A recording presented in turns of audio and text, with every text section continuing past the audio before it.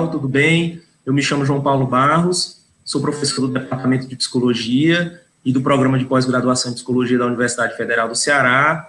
Na UFC, eu coordeno o Vieses, que é o Grupo de Pesquisas e Intervenções sobre Violência, Exclusão Social e Subjetivação. Sejam muito bem-vindas, bem-vindos, bem-vindes a mais uma edição do nosso podcast chamado Traçando Vários Planos, que tem como intuito discutir fenômenos psicossociais contemporâneos a partir de diferentes perspectivas em psicologia social. Na edição de hoje, a gente vai contar com a participação da professora Lara Brum Calais, que gentilmente aceitou o nosso convite para discutir sobre o tema de hoje, que é o tema dos processos psicossociais relacionados às desigualdades sociais no Brasil, especialmente no contexto da pandemia de Covid-19, né, que tem nos desafiado imensamente ao longo dos últimos meses. A Lara é doutora e mestre em psicologia pela Universidade Federal de Juiz de Fora, é professora atualmente adjunta do Departamento de Psicologia da Universidade Federal do Espírito Santo e tem realizado estágio de pós-doutorado no nosso programa de pós-graduação, né, da Universidade Federal do Ceará, programa de pós-graduação em Psicologia da UFC. Eu queria te agradecer imensamente, Lara, pela tua participação aqui. Queria passar para você também falar um pouco do que você tem estudado, do que você tem se interessado em termos de atuação na psicologia, em termos de pesquisas, enfim, para o pessoal te conhecer um pouco mais. Depois a gente entra no assunto central do nosso podcast.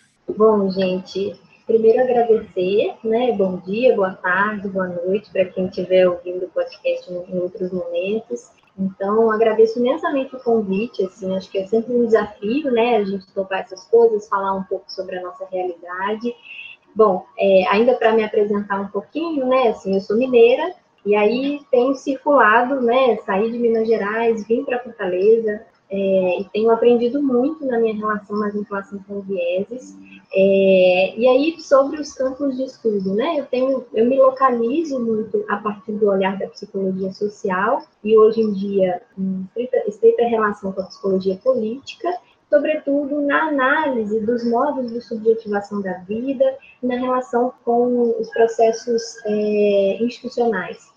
Então, é um pouco nesse campo que eu venho me localizando e no pós-doutorado me dedicando um pouco mais para leitura, discussão e análise das questões da estética, né, da desigualdade social e de como isso, num nível sensível, num nível micropolítico, vai conformando e construindo as nossas realidades. Perfeito, Lara. Então, assim, para começar, né, a gente está gravando esse episódio no dia 22 de dezembro, né, de 2020. A gente, infelizmente, ultrapassou aí 180 mil mortos, né, por problemas relacionados à Covid no Brasil. Vem acompanhando um aumento também das contaminações e das mortes das últimas semanas, né, em diversos estados. Nos preocupa bastante, né, por conta também das incertezas em relação aos planos de imunização no Brasil, né, então, e tem sido um desafio também pensar essas questões do ponto de vista dos processos psicossociais que estão implicados no contexto de pandemia. Então, é um convite para que a gente possa pensar da produção e da reprodução política e psicossocial das desigualdades no Brasil. Então, eu queria te ouvir, Lara, sobre como é que você vê essa dimensão psicossocial da desigualdade no Brasil tomando a pandemia como um acontecimento chave para a gente entender de maneira mais escancarada esse processo de desigualdade se reproduzindo no Brasil.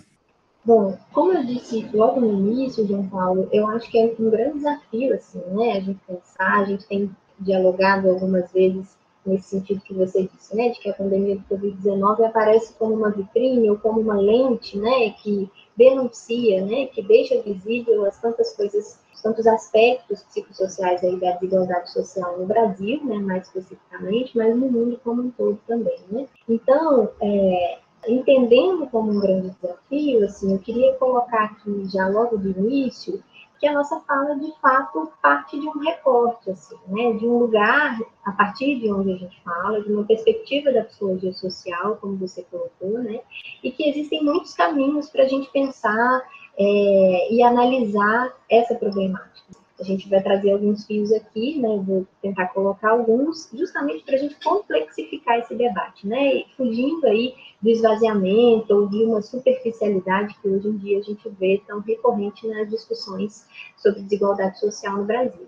E aí, logo de princípio, assim, eu acho que para a gente debater desigualdade social, eu gostaria de puxar dois grandes fios, assim, que seriam como níveis, né, para esse debate. E aí eu vou puxar esses dois, mas vou me concentrar mais especificamente em um.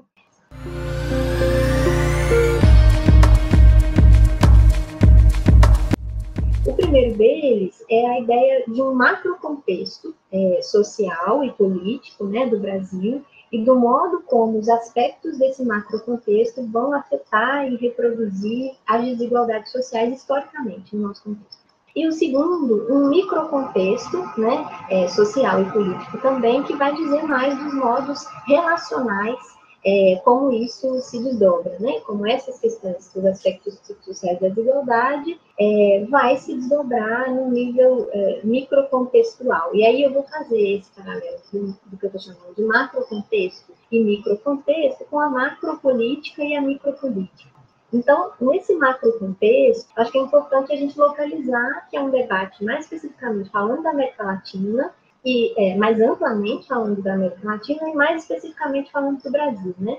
O que já traz em si uma série de questões aí territoriais, políticas, governamentais, de linguagem, né? De diferenças culturais e simbólicas aí, e de contextos, né, latino-americano e brasileiro marcados justamente pela pluralidade e também pela desigualdade social, né? Então, acho que contextualmente a gente já traz isso. Além disso, eu queria puxar também, aí, trazendo elementos de, tanto na América Latina quanto no Brasil, falar de territórios que tiveram essa marca do processo de colonização, né?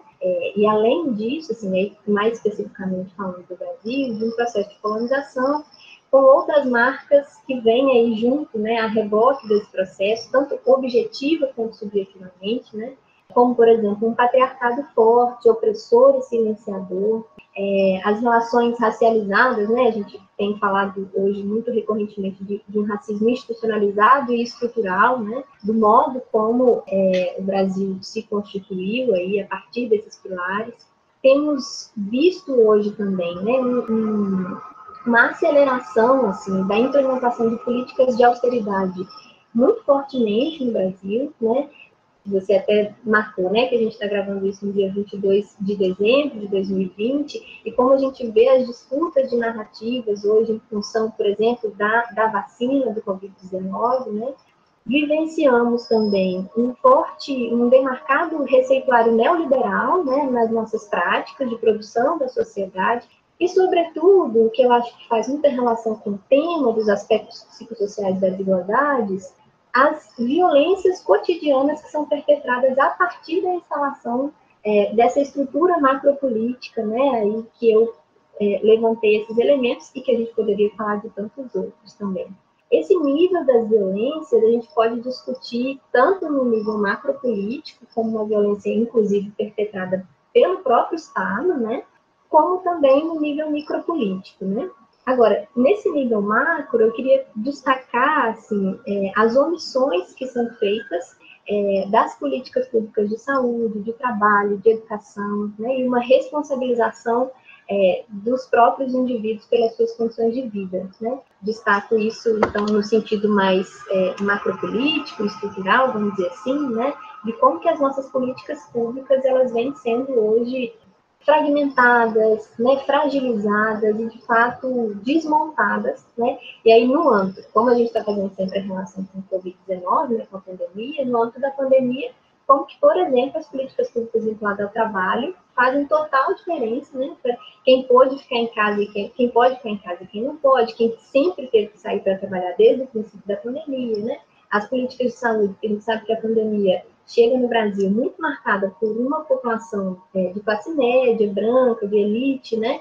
E que a população periferizada do nosso país ficou sem acesso à saúde, né? Assim, quando a pandemia chega até as periferias, enfim. Então, como que essas marcas, né, se desdobram também na composição aí da naturalização dessas desigualdades sociais.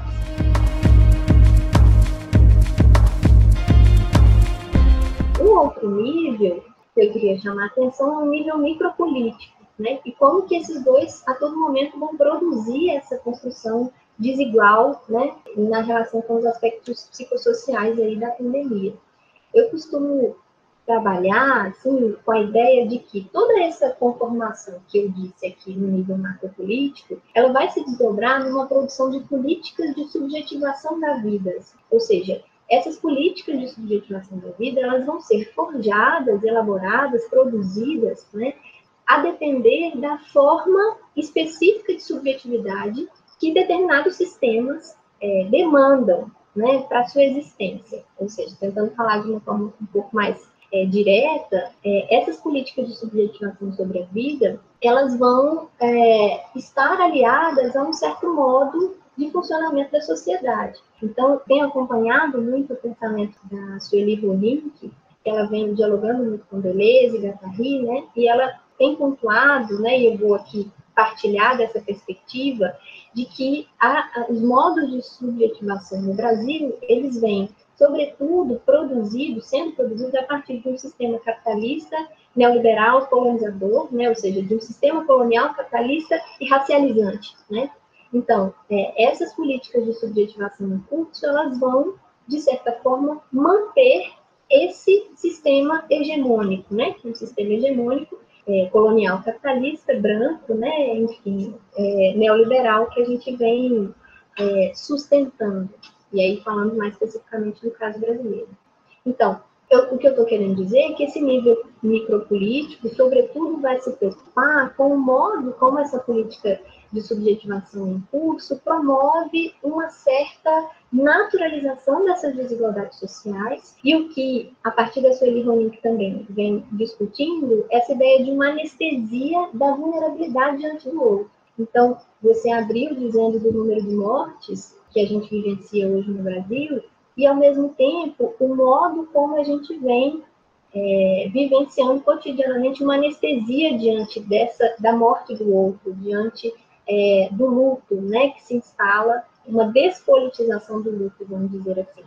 Junto a isso, junto a essa construção de políticas de subjetivação que sustentam um certo regime colonial, capitalista e racializante, também políticas de acirramento do ódio. Costumo entender, assim, que a gente tem vivenciado um acirramento do ódio, do medo, e como consequência, essa anestesia ou despolitização do luto, né? E acho que a gente também compartilha dessa ideia, até porque a gente escreveu algumas coisas nesse sentido, assim, de que da necessidade que a gente tem hoje em dia de uma politização do luto, né? Para que, de fato, a gente possa enfrentar essa pandemia. Assim. Pensar um luto político, não só as fases do luto, como a própria psicologia vai discutir também em outras esferas, né? Assim, mas, de fato, em que medida esse enfrentamento precisa ser dado e para que a gente não possa naturalizar as mortes, especialmente determinadas mortes, como é o caso do Brasil, né, que traz aí nessa distribuição da pandemia, corpos negros. E aí, um outro elemento assim, que eu tenho trabalhado hoje em dia é, então, o modo como essa desigualdade social vai se distribuir na nossa realidade.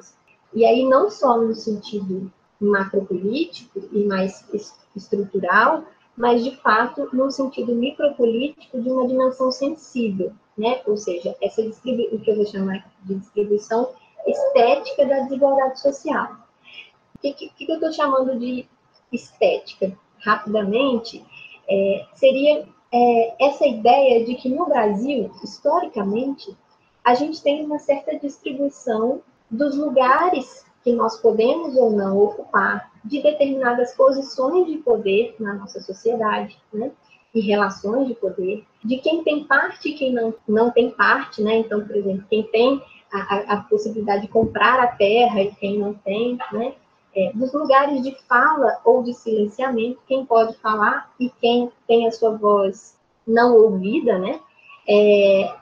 As possibilidades de circulação na cidade, no campo, entre cidade e campo, enfim, nos diferentes espaços aí que nós temos nas cidades, a distribuição estética, ela está muito relacionada a isso, assim, uma certa distribuição de lugares, posições, partes, falas e modos de circulação que no Brasil vão estar fundamentalmente produzidas a partir das relações de desigualdade. Então, a gente tem uma infinidade de exemplos, né, especialmente exemplos de violência, onde, por exemplo, pessoas que entram dentro de um supermercado como o Carrefour, um exemplo que, né, que ficou muito marcado aí nos últimos tempos, né, e a pessoa é perseguida e literalmente morta dentro de um supermercado. Ou seja, por que determinados corpos não podem circular em alguns lugares, né? E aí a minha aposta é um pouco de pensar a dimensão sensível e subjetiva relacionada a essa distribuição estética, né? Que vai se dar amparada em pilares históricos de opressão e exploração desses corpos, né? Ou seja, assim, nesse sistema, e aí eu retomo um pouquinho no que eu disse sobre os aspectos macropolíticos e micropolíticos, as desigualdades sociais, que é o que a gente está discutindo aqui, e os aspectos psicossociais dessas desigualdades, elas vão se instalar quase que diretamente como uma materialização da violência. A aposta aqui é que, ao reconhecer essa distribuição estética da desigualdade social e, consequentemente, analisar, né, e poder fazer a leitura da materialização disso no formato de violências, a gente possa, então, passar a olhar com mais cuidado, né, e talvez, porque eu gosto sempre de tentar pensar saídas também, né, porque a gente fala de tantos temas difíceis, densos e doloridos, assim, né, talvez, e aí, especialmente a partir da psicologia social, pensar que posicionamento que a gente pode ter diante disso como profissional, né, da psicologia, como cidadão e cidadã mesmo, assim, né, que vai lidar com isso. E aí o entendimento, então, que vai ser importante de que essa materialização da violência, ela vai se dar tanto de forma objetiva quanto subjetiva, né? Tanto na fragilidade operada pelo próprio Estado, muitas vezes, das políticas públicas, por exemplo, como na morte de determinados corpos por uma certa asfixia política, né, se a gente pode dizer assim, né, e subjetivamente também na construção de silenciamentos.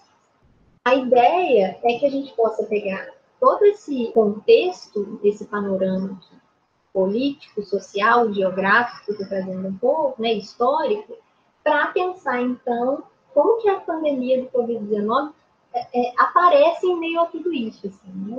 Ela traz destaque, ela se transforma num analisador para a gente pensar todas essas desigualdades, ou seja, como que a gente tem vivenciado isso, né?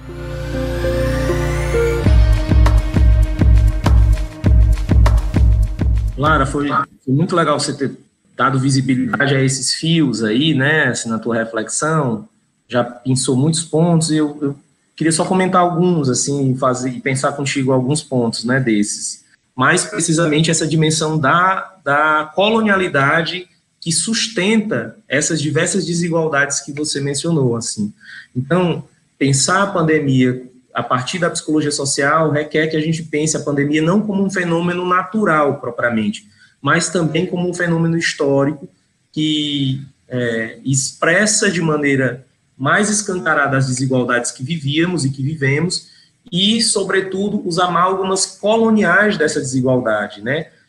Você tocou numa questão importante também, como essa questão do desmonte dos sistemas de proteção e das políticas públicas de garantia de direito nos últimos anos, me parece que, acho que o desmonte neoliberal das políticas públicas e dos sistemas de proteção, eles se fazem notar de um modo mais escancarado, mais maximizado agora no contexto da pandemia, né? E aí não é à toa, portanto, que a parcela da população mais atingida pela pandemia é exatamente aquela parcela mais atingida também por esses desmontes das políticas públicas intrínseco ao contexto do neoliberalismo, né, que expande essa lógica do mercado para diferentes instâncias, né, inclusive para o campo da própria moralidade e o campo da produção das subjetividades, né. Mas acho que a questão da pandemia, ela tem, acho que um dos aspectos para a gente pensar psicossocialmente as desigualdades da pandemia é aquilo que você falou, na verdade, a distribuição desigual dos efeitos da pandemia, né? Por exemplo, ao mesmo tempo em que a gente produz uma certa narrativa de proteção, a gente também tem uma narrativa que, sob certo sentido, desumaniza uma série de corpos, porque descartabiliza esses corpos, né? Torna esses corpos desprotegidos. Então, tipo assim, a economia tem que funcionar, vão trabalhar.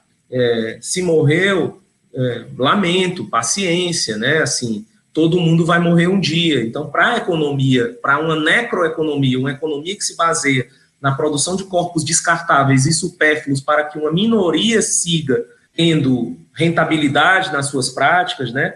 Uma série de corpos são descartabilizados, né? O contexto da pandemia ele tem evidenciado justamente essas diferenças de acesso dos brasileiros e das brasileiras à proteção social, aos serviços públicos de saúde, a condições dignas de trabalho, né? Determinados corpos são relegados ao trabalho subalternizado e invisibilizado também. Outros têm a possibilidade do home office, né, de se proteger um pouco mais.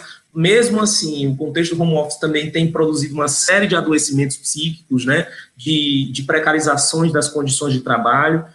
Então, acho que essa questão interessa a psicologia social, que é a distribuição desigual dos sistemas de proteção, né, da forma como nossa vida é reconhecida como tal, como vida a ser protegida, né.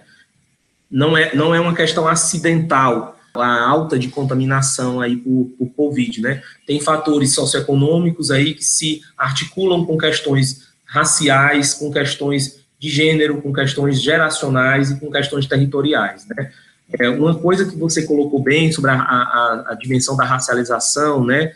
É importante que nós, da psicologia social, pensemos justamente essa dimensão racial da desigualdade no Brasil e a dimensão racial também da própria produção de subjetividades no plano social, né? Assim, você falou muito bem também da dimensão estrutural do racismo e também das suas dimensões institucionais, né? Eu acrescentaria a dimensão recreativa do racismo, a dimensão linguística do racismo, né? Que vai fazendo com que essa hierarquização de pessoas em função dos processos de racialização, elas aconteçam no âmbito da política, no âmbito do direito, no âmbito da economia e no âmbito também da produção desejante.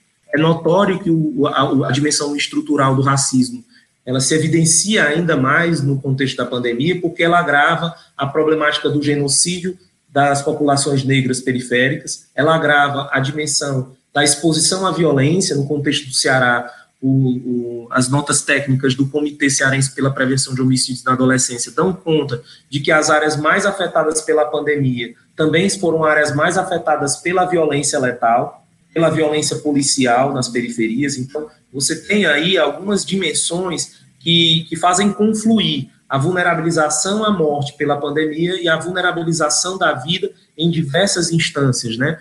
Eram essas as questões que eu queria comentar a partir da tua fala, porque você tocou bem na dimensão da macro e da micropolítica, do neoliberalismo, né?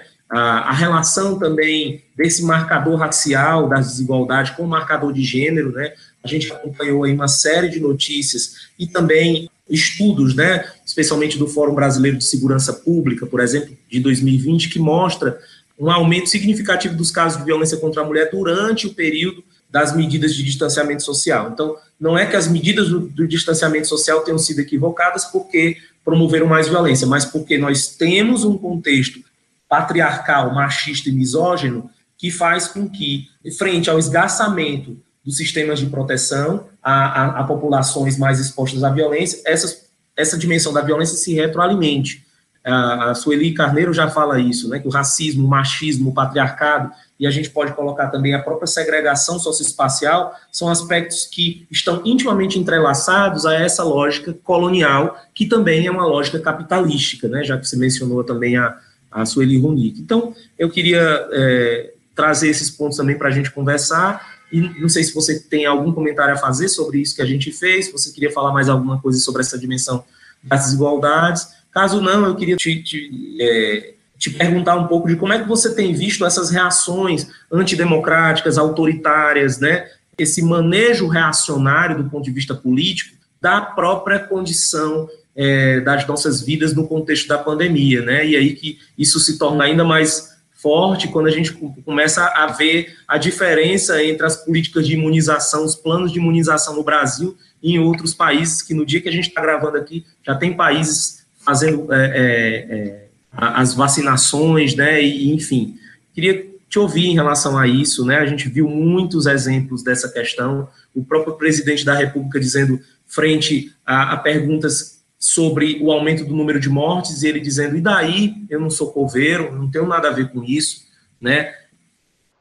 E aí eu queria fazer só um enlace, antes de partir até para a provocação que você fez, assim, da gente discutir como as coisas têm sido colocadas nesse momento, né, especialmente a partir da dinâmica da branquitude, mas também como você fez esse panorama, assim, da construção da pandemia, e eu, por muito tempo, assim, na minha vida acadêmica até hoje, né, estudei a epidemia de HIV e AIDS, assim, desde a minha graduação, mestrado, doutorado, tive esse contato, né, com a discussão das políticas públicas de HIV e AIDS. Mas por que eu estou dizendo isso? Assim? Porque eu acho que a gente aprendeu quase nada, assim, né? A gente tem uma epidemia e pandemia também, no momento inicial, assim, da AIDS no Brasil há 40 anos, né?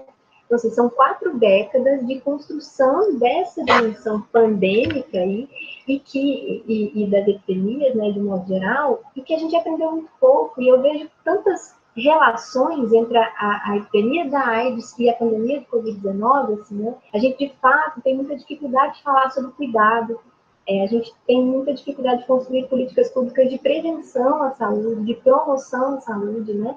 A gente, da mesma forma como a gente fala do uso de máscaras para a Covid-19, a gente pode falar do uso de preservativo para o HIV, né? Do mesmo modo como a gente vem discutindo hoje a vacinação, ainda hoje a gente tem muitas produções da ciência tentando descobrir vacinas para HIV, por exemplo. E, de fato, hoje ainda a gente tem um empobrecimento mesmo e uma fragilização da própria política voltada para o HIV e AIDS, ou seja, com falta, por exemplo, de medicamentos antirretrovirais que são distribuídos universalmente, né, pelo SUS. Então, o que eu quero dizer com isso, fazendo essa relação? Que são 4 décadas e a gente aprendeu muito pouco, porque as pandemias e as epidemias, elas, de certa forma, têm um entendimento, assim, de que elas denunciam a realidade de saúde do país, sabe? Assim, então, tanto a epidemia do HIV quanto a pandemia do Covid-19 revelam o que nós não temos feito em termos de Estado e de país, assim, diante da saúde da nossa população. Como você deu exemplo da população de mulheres, por exemplo, os próprios marcadores de gênero, de raça, etnia, de classe social, de território, de diversidade sexual, né? Eles também são marcadores, por exemplo, no caso do HIV e da AIDS, né? Também existe um movimento de feminização da epidemia do HIV, enfim, pessoas negras têm mais dificuldade de acesso aos medicamentos, né, ao tratamento com infectologista, ou seja, então, eu estou fazendo esse panorama, assim, correlato, né, essa correlação, justamente para a gente perceber o quanto que as epidemias revelam sobre nós. E aí, nesse sentido, juntando, né, unindo ao que a gente está conversando aqui, sobre uma própria operação do Estado no desmonte, né, das políticas públicas, e aí depois eu queria só focar um pouquinho mais na área da assistência social, antes de a gente finalizar o debate, assim, o que a gente vê enquanto produção do que a gente tem chamado de uma produção da precarização da vida, né? E aí, assim, também na relação, na articulação com o que a Judith Butler vai chamar de vidas precárias, né? Ou vidas não passíveis de lucro. E a gente vivencia isso historicamente, né? Eu acho que a relação com a epidemia do HIV traz isso para a gente, né? Há 4 décadas a gente vem lidando com isso, e aí, no caso da HIV e da AIDS, tem ainda, né? Porque nesses anos de estudo eu identifiquei mais fortemente que a nossa incapacidade, não sei se essa seria, acho que não é a melhor palavra, mas nesse sentido, da nossa inabilidade de lidar com o corpo e a sexualidade, né? No caso do HIV. E com a morte, e com o luto, né? E no caso da pandemia do Covid-19, ainda com uma disputa política e narrativa, né, que prejudica, né, significativamente a condução das políticas de saúde para a população, né? Então, pensar essa ideia das vidas precárias ou das vidas não passíveis de luto vai trazer para a gente, assim, essa dimensão de que a pandemia do Covid-19, ela denuncia como nós temos organizado um modo de vida precário e sustentado em um eixo de desigualdade social, né? E aí, como você falou, né, isso intencionalmente, assim, um Estado que opera justamente para falhas, opera justamente para o não acesso, para a não garantia de determinados direitos, especialmente, né, de algumas parcelas da população.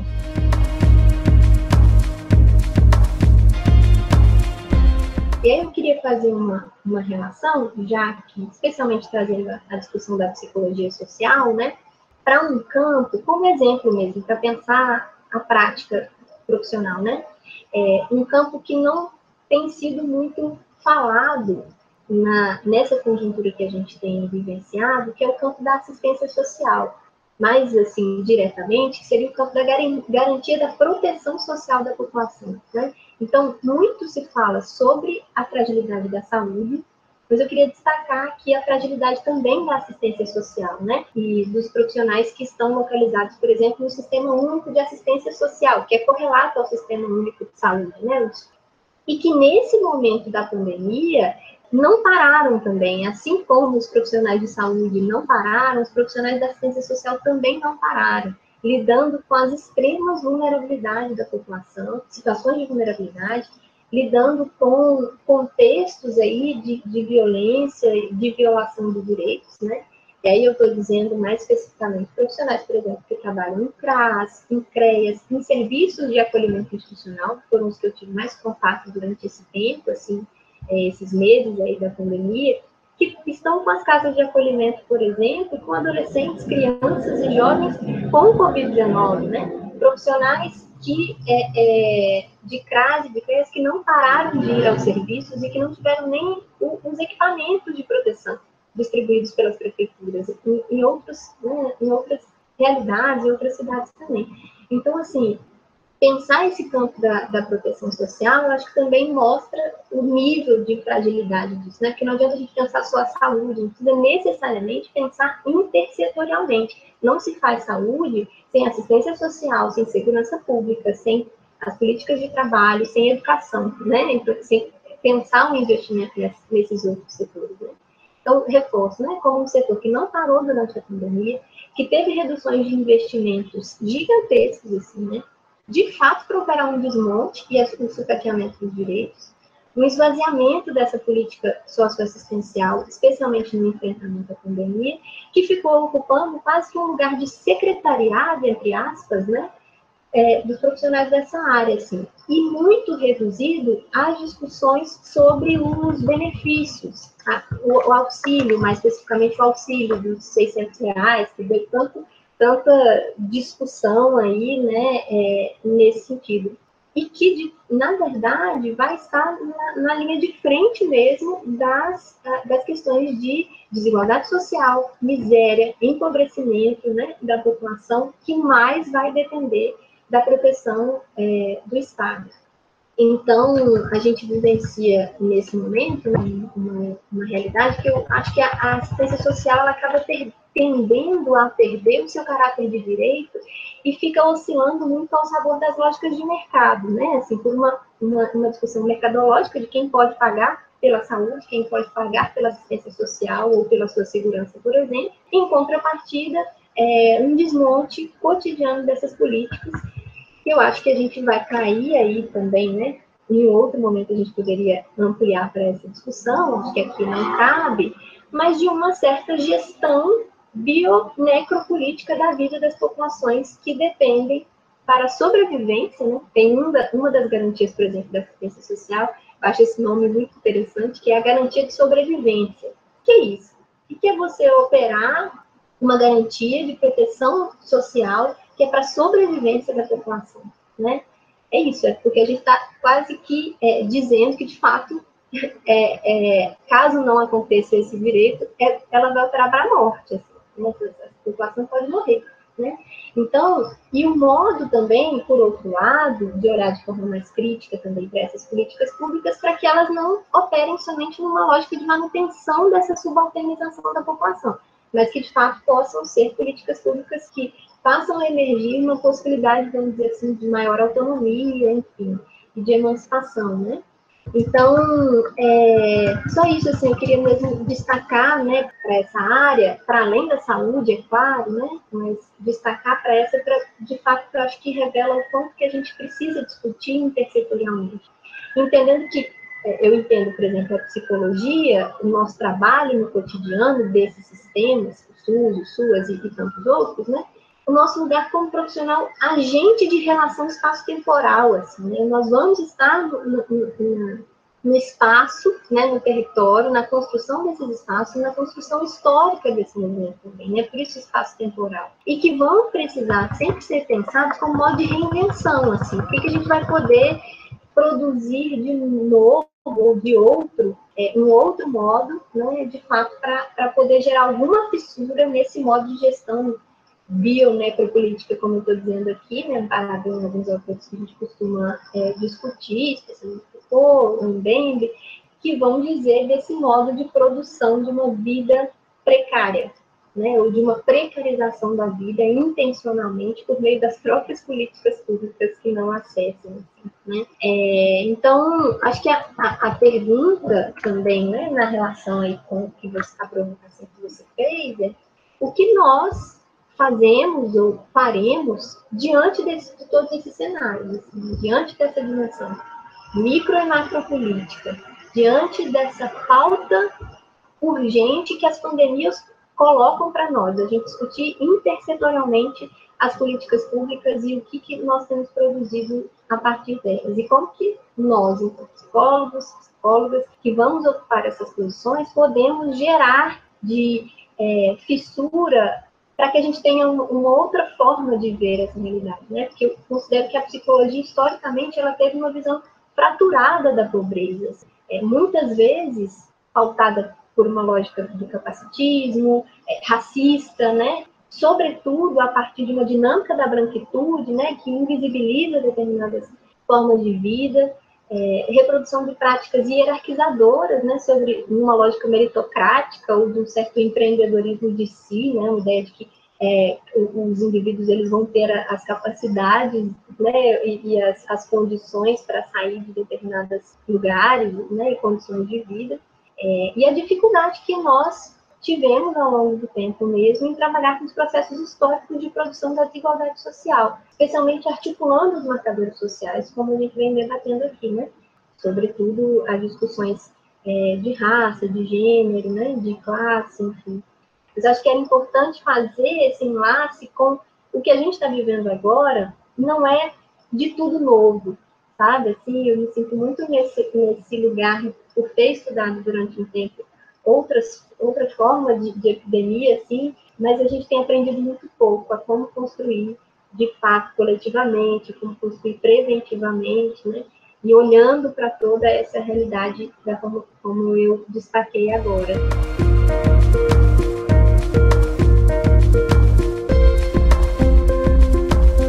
Bom, a gente está chegando, Lara, ao fim, né, do nosso episódio aqui, né? Eu queria te agradecer muito por você ter topado conversar sobre esse assunto, né? É um assunto que a gente está conversando no calor dos acontecimentos, né? Daqui a alguns anos ou daqui a um tempo, a gente vai trazer novas questões, assim, a gente terá novos elementos para pensar ou para repensar o que temos dito durante os acontecimentos. Eu tenho certeza de que aquelas pessoas que vão nos escutar aqui poderão pensar bastante com aquilo que a gente trouxe, né, aqui. Então, passo a palavra para você fazer sua despedida, né, da forma como você quiser, e muito obrigado mais uma vez por ter partilhado as ideias conosco.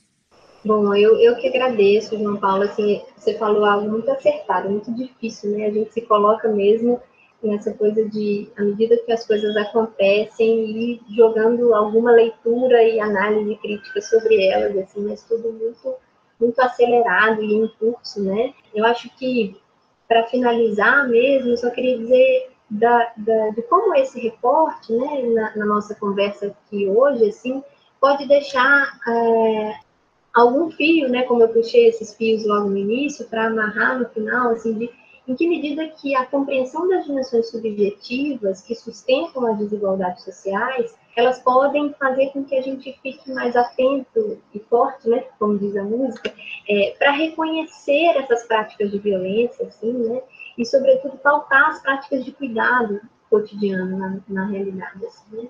Ainda junto com o que a gente conversou, a necessidade de transformar todo esse enlutamento que nós estamos vivenciando, né, em um ato político de transformação, né, assim, como coletivizar essas práticas, como transformar esse ato político do luto diante de tantas provocações, né, tanta naturalização, tanto, nem sei a palavra exata, assim, né, desrespeito que a gente tem vivenciado mesmo na esfera governamental com a dor, com a morte, né, com o luto das pessoas, né, do que a gente tem experimentado nesse momento, né. E como que a gente pode, então, também, né, pensando aí nos estudantes, nas pessoas que vão ouvir, criar fissuras e resistências que vão possibilitar outras formas de vida, né, assim, que vão, onde nós estivermos, abrir espaços para que outras e outros possam construir juntos, né, e juntas aí saídas